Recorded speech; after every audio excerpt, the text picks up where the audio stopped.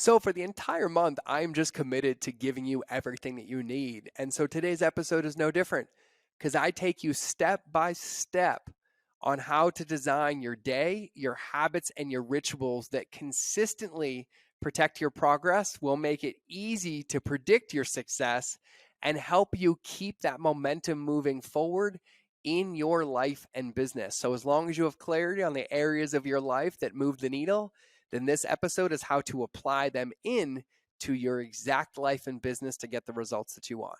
And don't worry, if you don't have that clarity, I help you find it inside the episode as well. But I'm going to stop now because I loved this episode. It was fun.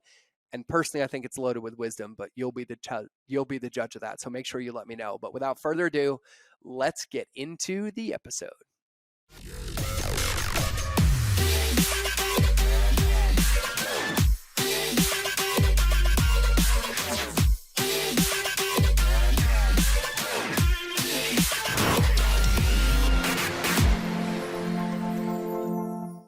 Welcome back to another episode of the Mind of George Show, where I am working on becoming a leg model. If you're not watching this on video, I'm just lounging in my chair as I record, but everybody makes jokes about my legs, so I figured I'd make one too. But I am stoked, and here's why. In the previous episode, and if you have not listened to the previous episode, I want you to go listen to the previous episode. In the previous episode, I broke down my sacred light keeper quadrant. So the actual model about habits and rituals on what matters that I use to build my day and the days of my clients to basically guarantee their success. And so I covered it at length in the previous episode. And what's really, really important is before you listen to this episode, that you have at least 3 areas identified with habits, behaviors, or rituals, for lack of better terms, your own sacred light keeper quadrants that you can now build habits around to protect them with what we're going to cover in today's show. And today's show is probably going to be 12 minutes, 13 minutes, because I want it to be quick, I want it to be applicable, and I want you to get into action. But in order for your mindset to be effective around these things, in order for your habits and rituals to be effective, you need to know what they are. And so if you have not listened to the previous episode, go listen to the previous episode. Now, if you're still listening to this, I'm going to assume that you've listened to the previous episode. And so now that you have clarity on where you want to spend your time, how you want to spend your time, and what behaviors or actions you could take every single day that will basically guarantee your success if they're put into practice, now we have to build containers around those habits and rituals. And this is really where the rubber meets the road. And I have to thank my wife for this one. My wife told me a very long time ago. We've been together over 10 years now. And in the very early stages of our relationship, she would always say to me, commitment isn't feelings, commitment isn't feelings. And it took me until I was a parent to truly understand what that meant. And for those of parents out there, you can empathize with this. If you don't have kids, imagine you have a puppy, okay? And I will tell you that I've never felt a love in my body like the love that I have for my son. But when he was 6 months old and colicky, and my wife was still recovering from a pretty major surgery, and we hadn't slept in a couple of days, and at 2 a.m. when my head has finally hit the pillow and I'm 45 minutes into a sleep session and I hear him crying, zero part of me wants to get out of bed to go in that room and hold him and console him. But yet it was always the only option. And that's because commitment was not feelings. Because all too often in my life, I failed when I leaned too far into my feelings and got far away from my commitment to my vision. And as a parent, for me, going in my son's room is not an option, but also lying and saying, I'm so excited to go into his room at 2 a.m. No parent in their right mind would ever say that when we're just clinging on for every minute of sleep. It's like driving to the gas station and putting $1 in the car. That's what it feels like sometimes with every minute of sleep. But it was also a very important perspective for me to realize that I'm going to make commitments. I'm going to make commitments from a good place. I'm going to be really clear on my vision, what I want to accomplish in the world, and how I want to do it. And it's awesome that I'm excited about it on day one, but it doesn't advocate me from any trials or tribulations. And I understand that my ability to practice what I set forth and to practice it every single day is going to add up and create the result that I want, rather than bending and bowing and making concessions for my commitments. And so if you're training for the Olympics, and the Olympics are 4 years away, and you have a training plan, you're definitely going to have PRs in there. You're going to have celebrations, but you're most likely going to have injuries and downsets as well. But you're still rabidly committed to the Olympics. And so all of your decisions are based on what you want to achieve and what you want to accomplish, not what's happening right now. And that's what allows us to stay committed regardless of what we feel. And when I struggled as an entrepreneur, it wasn't because I didn't know what I wanted. No, I just never allowed myself the time to sit down to get clear on what I wanted, and then ask myself what behaviors or actions would I take every day to accomplish this goal. So when I didn't feel good, the first thing I would do is unconsciously self-sabotage. I would not do the actions I should do. I would skip things, I would flop them, and then I would get upset about results that I didn't have. But I just simply didn't set myself up for success. And so why am I sharing all of this? Because when you have a rabid commitment to a vision, it's going to take time. But what matters over everything is your consistency every day, not your intensity when you feel like it. And that's the undertow of anything that you want to be successful. And so in the previous episode, I talked about my sacred light keeper quadrants, right? My big areas are mind, body, being, and business, okay? And now we need to build habits and rituals around these things to set ourselves up to win. And a mistake that I made very early on as an entrepreneur is that I always set myself up to fail, but I never saw it as that. I would sit down at my desk in the morning. I'm like, all right, here's everything I want to get done today. And I'd be like, I'm going to do 3 videos, 2 emails, this course, and this boom. And there was nothing wrong with that, except the moment I would start, I had a time bias. And then I would get halfway through it and I would be losing daylight and I'd be all done. And rather than celebrate every win that I achieved, like all the progress that I made, I didn't. And if you're listening to this, you just had the same thought because you know exactly what I'm about to say. Instead, I would look at it and I would say, I'm a failure. I didn't get this done, but I didn't get this done. And then I would literally sit there and either beat myself up or self-sacrifice, break my own schedule, break my containers, and be like, oh, just this one time I'll work extra hours, except that one time happened the next day and the next day, all while keeping me away from my path. And so I didn't realize that I was setting myself up to fail. And the model that I'm about to share with you is what helped me fix that. And so no matter what, when it comes to entrepreneurship, at the core of it, we're a human being, right? We operate, we live, we breathe, we have blood, we get injured, we have lives, we have families. And the mistake I made is that I basically designed my days like I was a picture perfect model entrepreneur, that I had nothing but time. Everything worked every time I touched it. It was so easy. And that was a big recipe for disaster. And it didn't allow me to see the progress and wins that I was making every single day. And so through this and through my coaching and my mastermind and some incredible entrepreneurs, and Keith, if you're listening to this, brother, I fucking love you. Keith Armstrong, who helped me name this model. Actually, he didn't help me. He named it. We call it the Wedge of Expectations. And so I have no challenge with you designing your perfect day in all of these areas. But I do have a challenge when it by design is set up to keep you in the wrong mindset and not focus on progress and progression. And so what you want to do is, if you listen to the previous episode, you have the areas. Mine, I break it down into mind, body, being, and business. And under those 4 areas, I have anywhere from 1 to 3 actions that I'm going to take every single day, regardless of how I feel, that protects my progress and my momentum towards my vision.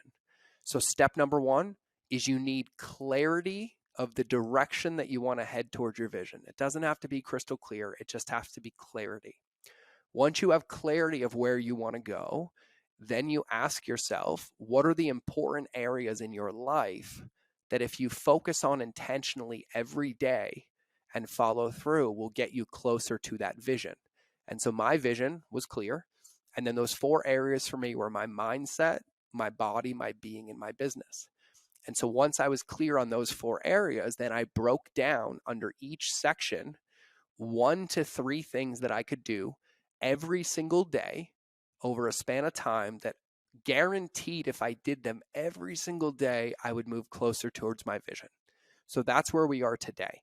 which then led into the wedge of expectations. And so now, if you have your areas, you need to list out 1 to 3 things under each area. So for those of you that know, under the mindset section for me of my daily habits and my rituals, I have light on, light bright, and light off. Light on is every morning I start with a 10-minute stillness practice that leads into journaling. Light bright is that I consume 15 minutes or 15 pages of personal development content every day. And light off is at the end of the day, I spend 10 to 15 minutes in reflection, journaling, and writing down my previous day and what I'm going to do tomorrow. And so now what you want is you want to list out in your areas, and we'll use mine for an example, mind, body, being, and business. You want to list out those tangible 1 to 3 things that you can do every day and list them out like an excellence. And so for me, I'm going to use my movement section as the example here. So for me, it's really easy to list all these areas out. So the first place you start is you list out those areas, right? So you list out your mind, your body, your being, your sleep. I mean, your mind, your body, your being, and your business. So in my mind section, I have my light on, my light bright, and my light off. And in my body section, I have sleep, nutrition, movement, and breath work. And so I'm going to highlight 4 areas for you right now.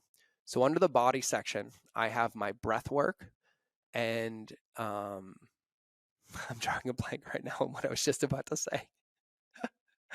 I have my breath work and I have my movement. And then in the mindset section, I have the light on and the light off, right? And so the first thing you do is you list out your best day, right? And the way that I ask myself this is like, on your best day, what can you do?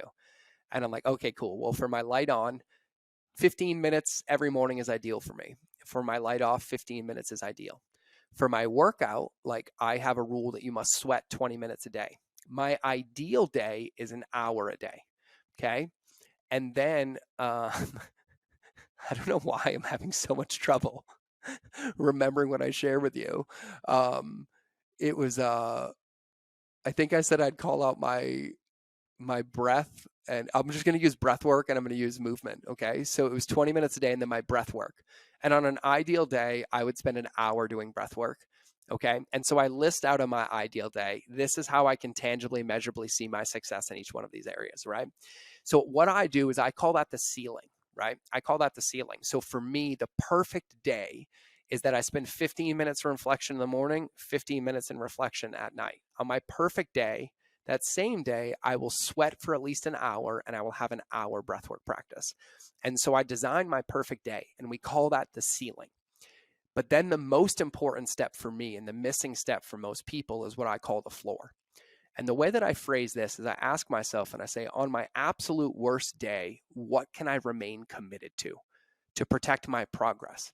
And so for every one of those areas that I have my ideal day, I then have my floor. And so for me, on my floor, for my light on, it goes from 15 minutes to 5 minutes, because I know no matter what, no matter how bad my day is, no matter what circumstances exist, that I would not only benefit from starting my day with 5 minutes of silence, but I can commit to 5 minutes of silence and stillness. Same thing with my light off. It goes from 15 to 5.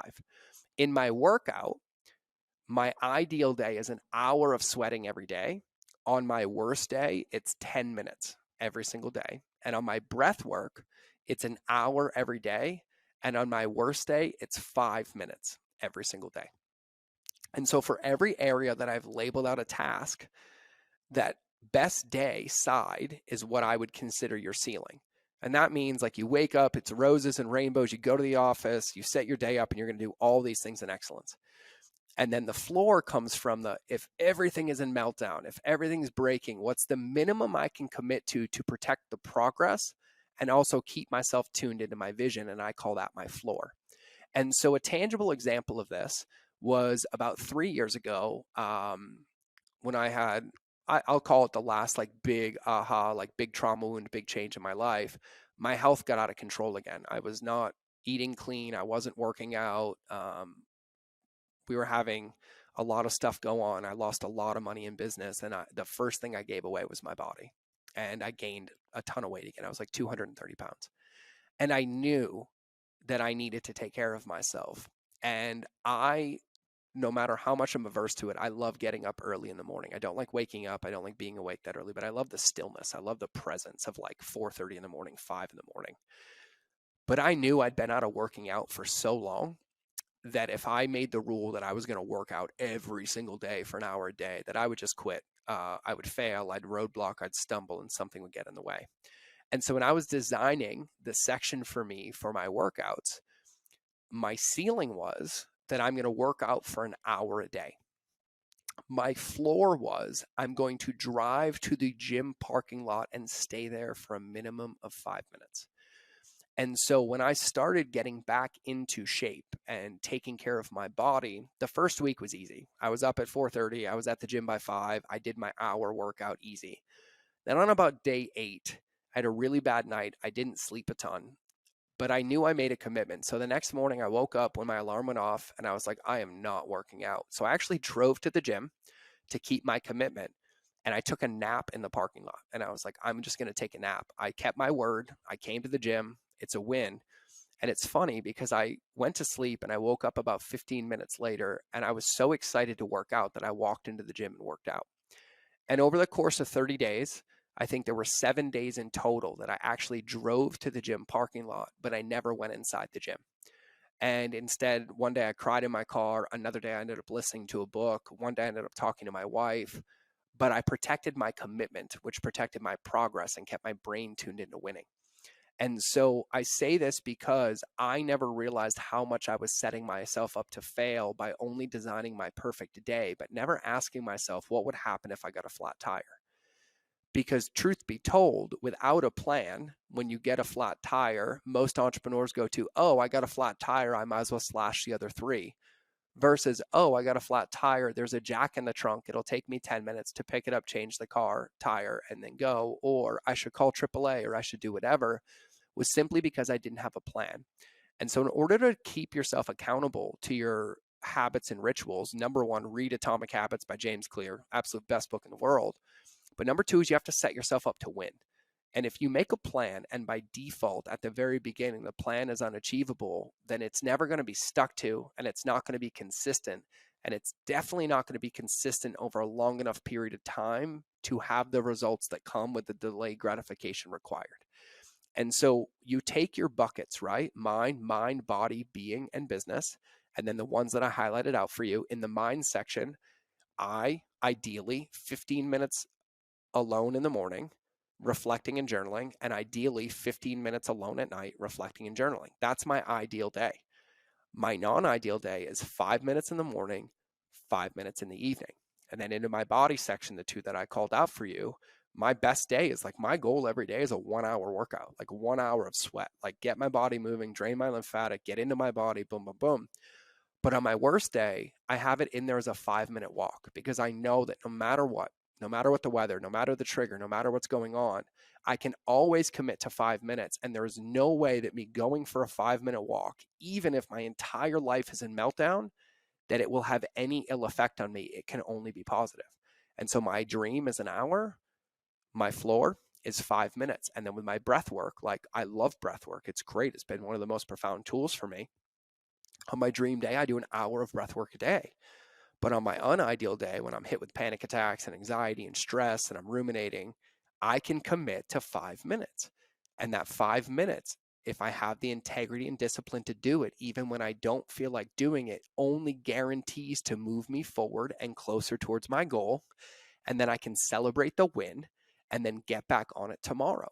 Because we're humans. We're going to have up days and down days. We're going to have fast days and slow days. We're going to have days that we feel like we worked 82 hours in 2 hours, and we're going to have days where 2 hours feels like 28 hours. And we have to allow humanity to happen. We have to allow our own ability to be a human being to happen, but we have to set ourselves up to win. So I'm going to summarize all this into one clean way for you to do it. So step number 1, if you didn't listen to the previous podcast on the Lightkeeper quadrants, go listen to it. Once you listen to it, either use mine or make your own. Once you have the clarity on yours, then under each section, build out 1 to 3 clear, measurable action items that you can do every single day. And the first one you build is your ceiling. So on your dream day, while setting yourself up to win, like even on my best day, I will never record more than 3 podcasts in a day. Could I? Yes. But to think that like I have to set myself up to win by being like, you have to do 6 podcasts today. No, there's nowhere that benefits, right? Absolutely all. So even on like my best days, I still set myself up to win, knowing that if I hit all my best days in my Lightkeeper quadrants, it's still 2.5 hours of my day. And I have the rest of that day to focus on all the other avenues in the business, because this is the foundation. This doesn't stop me from working in the business or doing emails or doing coaching calls. No, no, no. This is what I do regardless of all of that stuff foundationally to guarantee my success. And so even on your wins, set yourself up to win. So in each area you list out like, okay, cool. On my best day, I'm going to record 3 podcasts. On my worst day, I'm going to write down 3 podcast ideas and at least come up with the title. On my best day, I'm going to go live on Instagram every single day. On my worst day, I'm going to plan the next 5 live streams. So even if I'm not feeling good, I can still just turn it on and go. On my best day, I'm going to edit 25 photos. On my worst day, I'll edit the 5 that I need for the next couple of days. And so you list out your ceiling for each one, and then you list out your floor for each one. Once you have that, there's 2 very, very important steps for it to become real.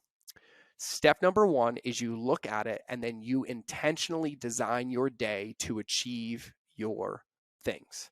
So if that's laying out your gym clothes the night before, putting your supplements out by your keys, putting your laptop in a certain place, intentionally setting yourself up to win the next day before it happens is the most important step.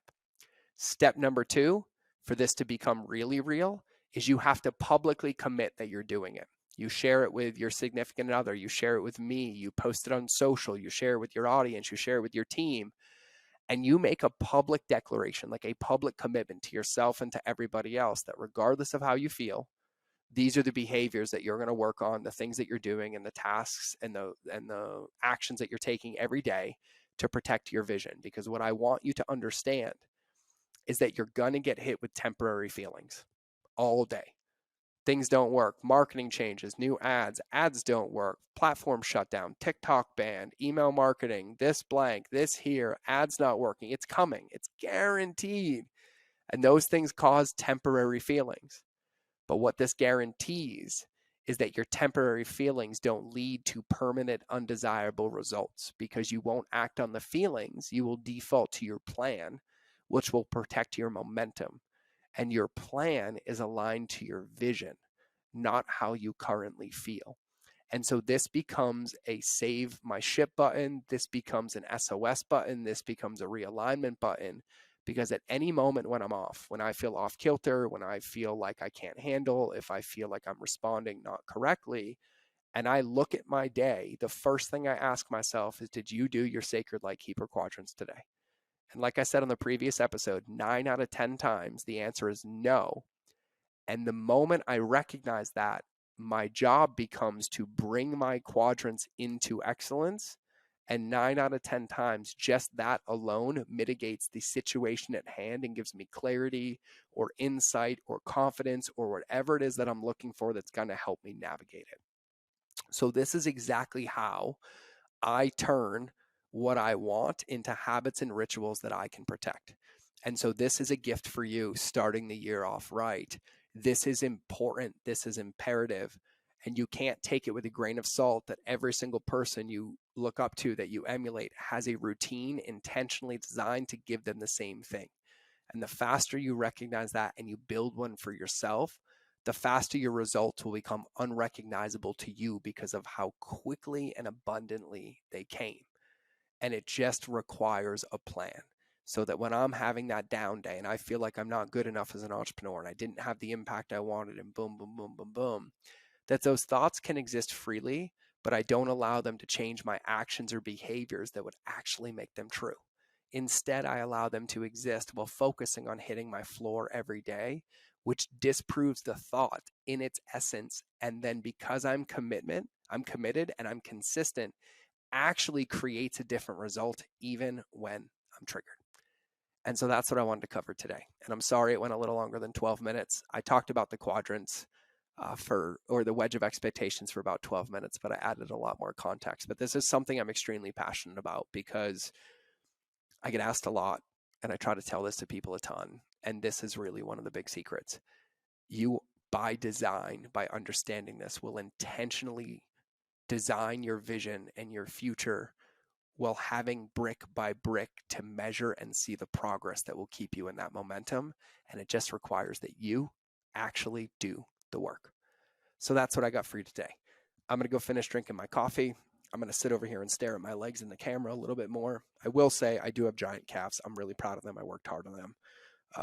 It's fun. I'm learning how to lean into it. But that's what I got for today's episode. So I appreciate you immensely. I would actually love to hear from you about this episode. So just shoot me a DM on Instagram. My Instagram is It's George Bryant, ITSGeorgebryant. And let me know if this episode landed for you.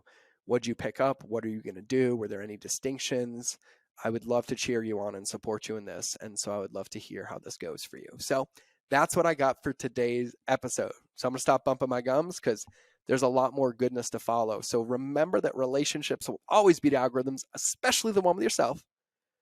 So you'll either see me in the next episode or you will hear me in your earballs. But either way, this episode is finito.